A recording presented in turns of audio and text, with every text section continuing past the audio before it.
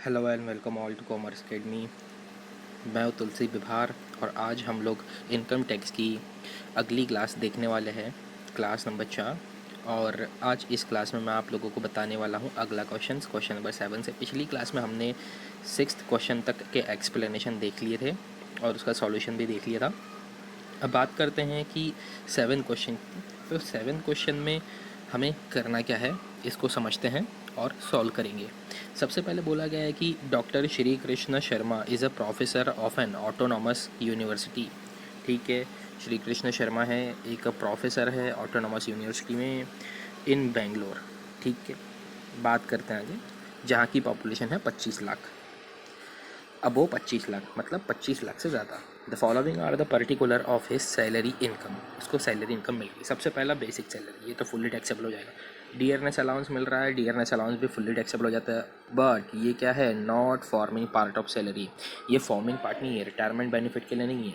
तो हम जब भी अदर अलाउंसेस जो पार्टली टैक्सेबल होते हैं उन्हें कैलकुलेट करने जाएंगे और उनका जब एग्जाम्शन निकालेंगे तब उसमें जो सैलरी कैलकुलेट की जाती है डियरनेस अलाउंसेस नहीं लिया जाएगा उसमें। ठीक है, अगला city compensatory allowance fully taxable हो जाएगा। मेडिकल अलाउंसेस फुल्ली टैक्सेबल हो जाएगा। एंटरटेनमेंट अलाउंस भी फुल्ली टैक्सेबल है। Employ contribution to provident fund, ये मैंने आप लोगों को अभी पढ़ाया नहीं है, ये आगे की क्लास में हम लोग देखेंगे। तो इसे आपको क्या करना है, स्किप करना है, इग्नोर करना है फ़िलहाल के लिए। और उसके ऊपर मिलने वाला इंटरेस्ट भी मैं बताऊंगा आपको अगली क्लास में। Next, education allowance for 3 sons.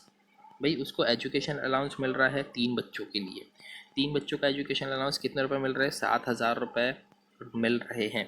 अब बात करते हैं इसका हमें क्या कैलकुलेट करना होगा, एग्जाम्शन कैलकुलेट करना होगा। तो जैसे कि पता है आप लोगों को कि भैया 100 रुपये पर मंथ है पर चाइल्ड, अप टू 2 चाइल्ड। ठीक, कितने महीने के लिए, 12 महीने के लिए। तो हम क्या कर लें भाई, इसका एग्जाम्शन निकाल लेंगे। तो एग्जाम्शन इसका 2,400 रुपये आएगा, पर उसको मिल कितने रहे हैं, 7,000 रुपये। तो 7,000 में से 2,400 माइनस कर दोगे तो टैक्सेबल एजुकेशन अलाउंस बाहर आ जाएगा। ठीक है, क्लियर है। The university provided him free telephone facility at his residence. भाई मैंने ये पिछले लेक्चर में भी बताया था कि टेलीफोन बिल हमेशा क्या होगा, हमेशा फुल्ली एग्जाम्प्ट होगा। ओके, बात करते हैं आगे, फिर उसका बिल कितना ही आए। नेक्स्ट, फिर बोला गया है कि उसे और क्या मिल रहा है, रेंट फ्री फर्निश्ड हाउस मिल रहा है। भाई रेंट फ्री फर्निश्ड हाउस मिल रहा है। The employer whose fair rental value is 25,000। भाई जिसकी फेयर रेंटल वैल्यू है। ओके, अब यहाँ पे फेयर रेंट दिया गया है, ना कि ये कहा गया है कि भैया वो जो रेंट है वो कंपनी पेड कर रही है, या फिर वो जो रेंट है वो कहाँ जॉब कर रहा है, प्रोफेसर है कॉलेज में, यूनिवर्सिटी में, तो यूनिवर्सिटी उसके लिए पेड कर रही है। ऐसा कुछ यहाँ पर लिखा हुआ है क्या, नहीं है। रेंट पेड नहीं कर रही उसकी university.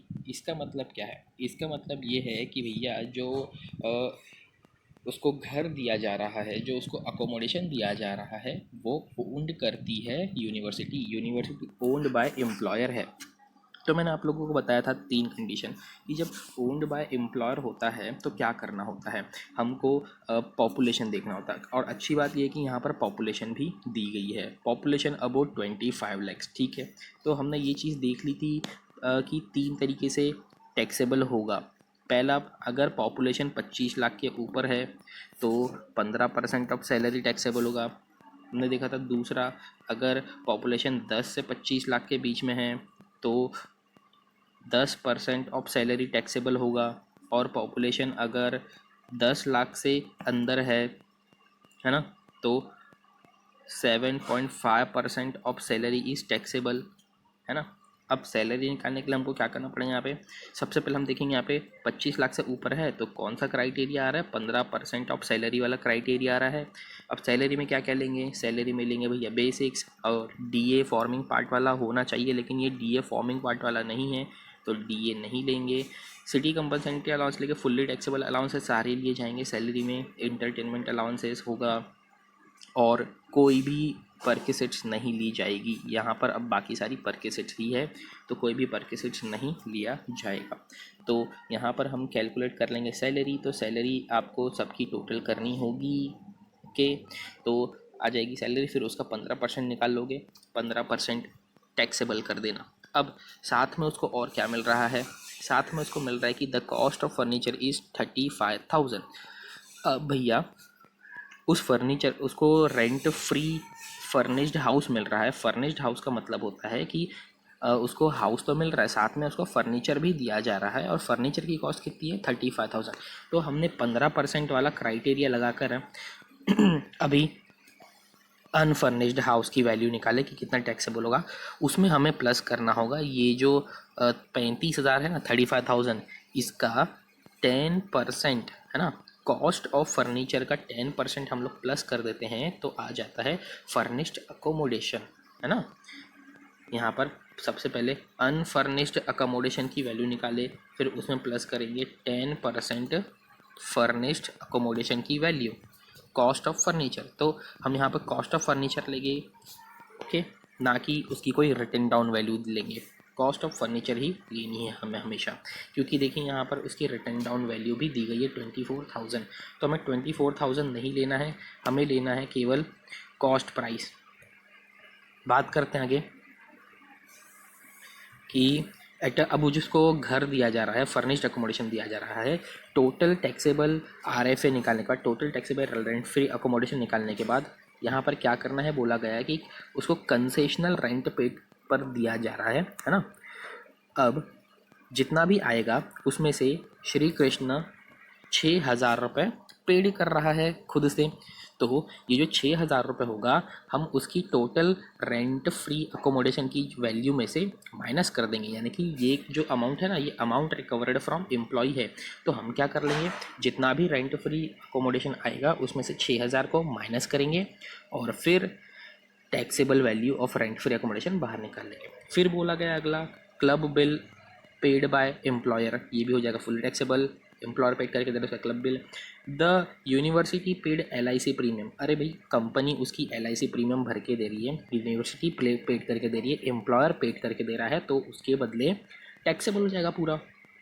Next, tax on employment paid by employees. अब ये एम्प्लॉयमेंट टैक्स है, पर ये कौन पेड कर रहा है, एम्प्लॉय खुद पेड कर रहा है, तो ये सैलरी में नहीं प्लस करते, ये सैलरी से डिडक्ट किया जाता है, लेस किया जाता है। तो ये डिडक्शन वाला टॉपिक होता है। तो डिडक्शन वाला टॉपिक आपको आगे है, जब हम पढ़ेंगे तब इसको डिटेल में समझेंगे। फिलहाल के लिए डिडक्शन है तो इसको सैलरी में प्लस नहीं किया जाएगा, बस इतना ध्यान रखना, ठीक है।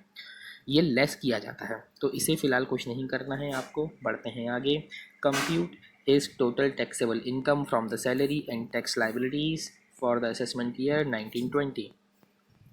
टैक्स लाइबिलिटी भी निकालना और टैक्सेबल इनकम भी निकालनी है। तो सबसे पहले आप लोग क्या करोगे, टैक्सेबल इनकम फाइंड आउट कर लोगे, टैक्स लाइबिलिटी हम बाद में निकाल लेंगे, ठीक है। ये क्वेश्चंस यहीं समाप्त हुआ। इस क्वेश्चन के बाद में अगला क्वेश्चन हमें देखना है। अगला क्वेश्चन है हमारे पास में क्वेश्चन नंबर 8।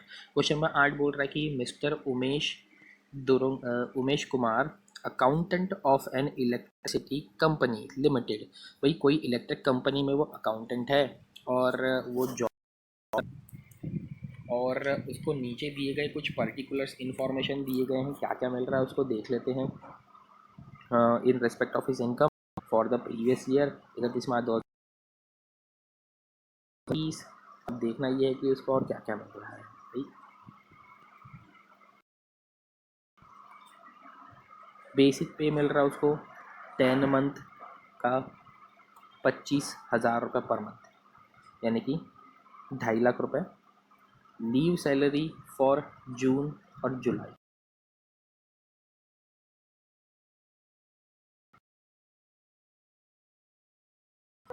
उसने जो भी जून और जुलाई में काम नहीं किया था, या फिर जो भी जून और जुलाई के उसको एक्स्ट्रा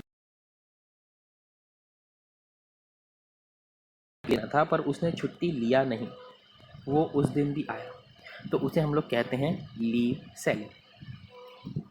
तो ये तो उसकी सैलरी समझ लो, 2.5 लाख रुपये 3 लाख रुपए। ओके, फिर बात करते हैं अगला कि डियरनेस पे। देखो मैंने इसके पहले की क्लास में बताया डियरनेस पे और डियरनेस अलाउंसेस लगभग सेम होते हैं, बस दोनों में फ़र्क ये होता है कि जो डियरनेस अलाउंसेस होता है वो रिटायरमेंट बेनिफिट के लिए नहीं होता, फॉर्मिंग पार्ट नहीं होता, लेकिन कभी कभी वो फॉर्मिंग पार्ट होता है। पर डियरनेस पे ऑलवेज ऑलवेज फॉर्मिंग पार्ट होता है ये, ठीक है। तो इसके लिए कंडीशन लगाने की ज़रूरत नहीं है कि ये फॉर्मिंग पार्ट होगा तो ही हम इसको दूसरी किसी सैलरी में ऐड करेंगे वर्किंग नोट के लिए, नहीं, इसको डायरेक्ट ऐड किया जाएगा सैलरी, वर्किंग नोट बनाएंगे तब। तो डियरनेस पे क्या है, 30% ऑफ सैलरी। तो जो भी हमारी सैलरी निकल जाएगी ना, सैलरी हमारी 3 लाख रुपए आ जाएगी,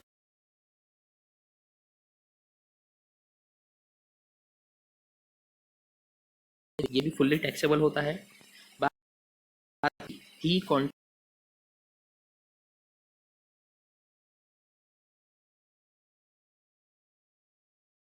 कोशिश करूँगा कि इसको कल की क्लास में निपटा दूँ। अभी बात करते हैं आगे। रेंट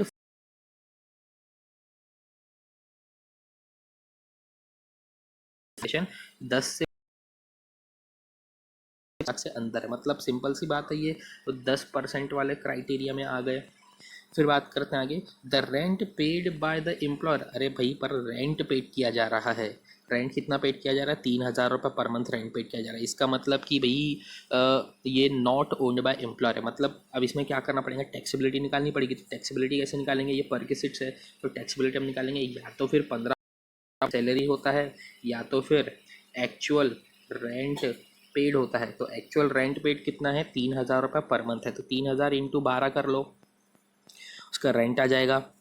और फिर 15% ऑफ सैलरी निकाल लेना। तो सैलरी में क्या क्या लेंगे, सैलरी में हम बेसिक्स ले लेंगे, डियरनेस पे ले लेंगे क्योंकि ये फॉर्मिंग पार्ट होता है पूरा, और बोला गया है कि अदर टैक्सेबल अलाउंसेस ले लेंगे। तो अदर टैक्सेबल अलाउंसेस और यहाँ पर क्वेश्चन में तो फ़िलहाल नहीं है, तो सिर्फ ये दोनों चीज़ें ले लेंगे, इसका 15% निकल जाएगा। फिर दोनों को कंपेयर करना, एक्चुअल रेंट को और 15% ऑफ सैलरी को, जो भी whichever is less is taxable.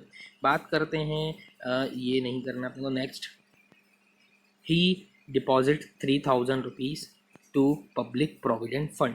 भाई उसने खुद ने डिपॉजिट किया, उसके एम्प्लॉयर ने डिपॉजिट नहीं करके दिया, उसने खुद ने डिपॉजिट किया, ये उसकी खुद की सेविंग्स है। तो इसका क्या मिलता है, डिडक्शंस मिलता है। तो ये डिडक्शन वाले टॉपिक्स में जाएगा जब मैं पढ़ाऊँगा क्वेश्चंस पूरा। अभी प्रोफार्मा भी मैंने अभी पूरा नहीं पढ़ाया है, तो अगली क्लास में मैं सारी चीज़ें कवर कर दूंगा जितनी चीज़ें अभी छूट गई है। मतलब अभी जितना मैंने पढ़ाया है सिर्फ उनके बेसिस पे ही मैं आपको एग्जाम्पल सॉल्व करवा रहा हूँ, ठीक है। एक साथ सॉल्व नहीं करवा रहा, नहीं तो एक साथ अगर मैंने बता दिया तो बहुत सारी चीज़ें आपके तो मतलब समझ ही नहीं आएगी, दिमाग में घुसेगा भी नहीं। फिलहाल जितना आप समझाया उसके बेसिस में क्वेश्चन कर रहे हैं ताकि आप लोगों को धीरे धीरे समझते आ जाए, कॉन्फिडेंस बिल्डअप हो। इसी वजह से मैं पूरा बहुत ज़्यादा एक साथ नहीं सिखाया। बात करते हैं, तो ये तो डिपॉजिट है, ये डिडक्शन में जाएगा। ओके, यहाँ पर प्लस नहीं करना है अपने को, बस इतना ध्यान रखो। फिर बोलता है फ्री रिफ्रेशमेंट। रिफ्रेशमेंट मिल रहा है वो भी ऑफिस आवर में और बॉर्न बाय एम्प्लॉयर। तो हमने देखा था कि भैया अगर फ्री रिफ्रेशमेंट, रिफ्रेशमेंट का मतलब क्या होता है, रिफ्रेशमेंट का मतलब होता है कि भैया जो भी स्नैक्स वगैरह हो गया, चाय कोल्ड ड्रिंक कॉफ़ी जूस, तो ये क्या होता है, फ्री रिफ्रेशमेंट ना ऑलवेज एग्जाम्प्ट होता है। लेकिन अगर फ्री लंच रहता, फ्री लंच फैसिलिटी रहता, अलाउंसेस नहीं, लंच फैसिलिटी में रहता, तो 50 रुपये पर मील तक एग्जाम्प्ट होता है, उसके अबो गया तो टैक्सेबल होता है। बात करते हैं अगला, तो ये रहा profession tax paid by employer और profession tax paid employer paid करके दे रहा है। तो एम्प्लॉयर पेड कर रहा है मतलब उसके लिए क्या हो जाएगा, टैक्सेबल हो जाएगा उसके लिए तो पूरा, क्योंकि कंपनी उसको उसके बदले पेड करके दे रही है ना, तो भाई ये उसके लिए टैक्सेबल हो जाएगा, सैलरी में प्लस कर देंगे। बाकी प्रोफेशन टैक्स पेड करा तो इसका डिडक्शन भी होता है। ओके, तो यहाँ दो चीज़ें होगी, सबसे पहले तो उसकी सैलरी में प्लस करेंगे और दूसरा हमें क्या करना होगा, उसको डिडक्शन मिलेगा तो डिडक्शन में भी चला जाएगा। तो फिलहाल हमको यहाँ पर सैलरी में प्लस करना है, इतनी चीज़ याद रखो, प्रोफेशन टैक्स अगर एम्प्लॉयर पेड कर रहा है तो। फिर इस क्वेश्चन में फ़िलहाल इतना ही, बढ़ते हैं अगले क्वेश्चन की तरफ। अगला क्वेश्चन है हमारे पास में, compute taxable salary of doctor Jain at Nagpur of the assessment year 1920 based on the following information, also compute deduction under section 80C। Yes, देखिए डिडक्शन अंडर 80 सेक्शन 80C भी आ गया। तो ये जो डिडक्शन वाला टॉपिक है ये आपको यूनिट नेक्स्ट में अगले 4th यूनिट में है डिडक्शन वाला टॉपिक, तो हम इसे वहाँ कवर कर लेंगे। यहाँ पर छोटी मोटी चीज़ें मैं बता दूँगा आप लोगों को किसी दिन क्लास में।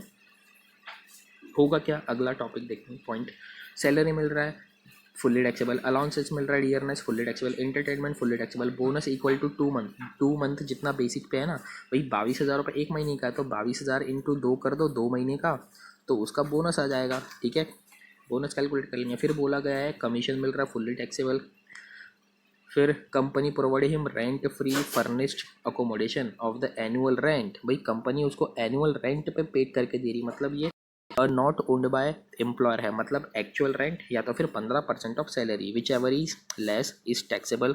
और फिर साथ में उसको क्या मिल रहा है, फर्नीचर प्रोवाइडेड जिसकी कॉस्ट है 20,000 रुपये।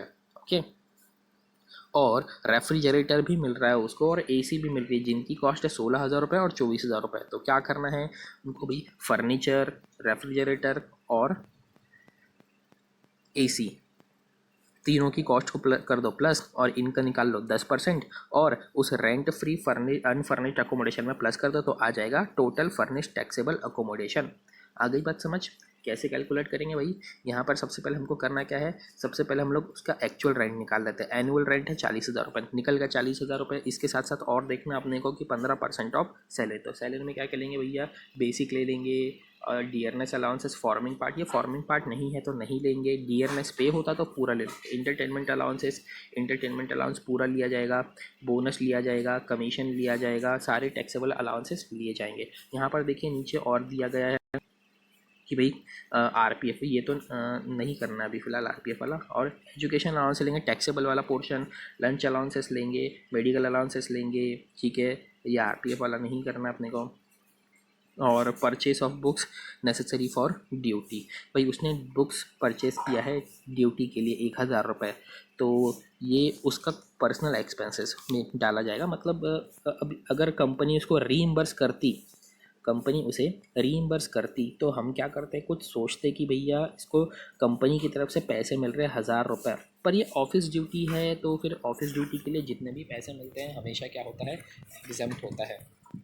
तो इसे फ़िलहाल कुछ नहीं करना है हमें, ये हमेशा एग्जम्प्ट होगा। ऑफिस ड्यूटी के लिए जितना भी एक्सपेंसेस किया जाएगा कंपनी उसको वापस कर देगी पैसे, या फिर कंपनी ही पेड करेगी, तो उसके लिए कुछ नहीं किया जाता। फिर बात करते हैं हम लोग, ये सारे अलाउंसेस आ गए टैक्सेबल। अब हम जब जब भी रेंट फ्री अकोमोडेशन निकालेंगे, तो जितने भी हम अलाउंसेस है सारे अलाउंसेस फुल्ली टैक्सेबल, सबको प्लस कर लेंगे। ओके, सबको प्लस करने के बाद हमारा आ जाएगा जितना भी सैलरी, उसका 15% निकालेंगे, और 15% और ये 40,000 रुपये दोनों को कंपेयर करेंगे, विच एवर इज़ लेस हमारा निकल जाएगा RFA। ओके, और उसमें फर्नीचर की वैल्यू भी प्लस कर देना, फर्नीचर AC और फ्रिज की।